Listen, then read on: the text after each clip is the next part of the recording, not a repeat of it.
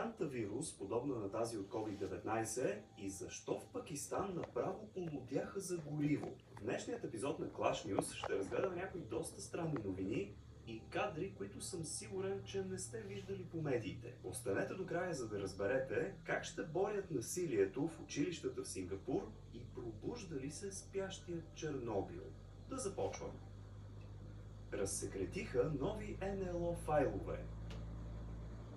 От Пентагона отново разбуниха духовете, свързани с извънземни, след като разсекретиха нови мащабни НЛО файлове и за пореден път разпалиха дебата дали човечеството е било наблюдавано от нещо извън Земята.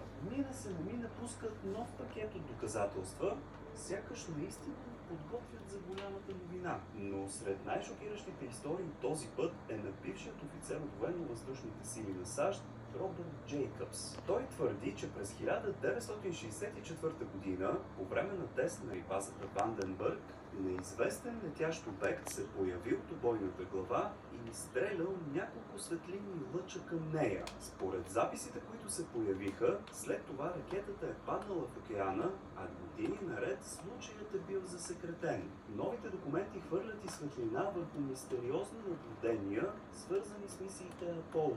В разсекретени записи от Аполо 17 астронавтите съобщават за ярък обект и, независимо дали онлайн или наживо, ще се изправят пред доста сурово и дори средновековно наказание. Те ще получават между 1 и 3 удара с пръчка, при това не много леки, както виждаме на ето тази демонстрация. Според властите, очевидно, борбата с насилие чрез насилие водки за енергийна ефективност. Всички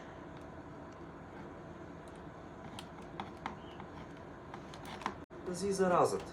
Но искам да наблегнем над малко известните неща. По последни данни са потвърдени 8 случая на заразяване, а 3 души са починали от вируса. Испания вече съобщи за нов заразен сред евакуираните пътници, а десетки контактни лица остават под карантина. На екраните си в момента виждате карта, която показва актуалните данни за разпространението на вируса по света. С тревога виждаме, че нашите съседи Гърция и Турция имат общо 3 съмнителни случая, които наблюдават.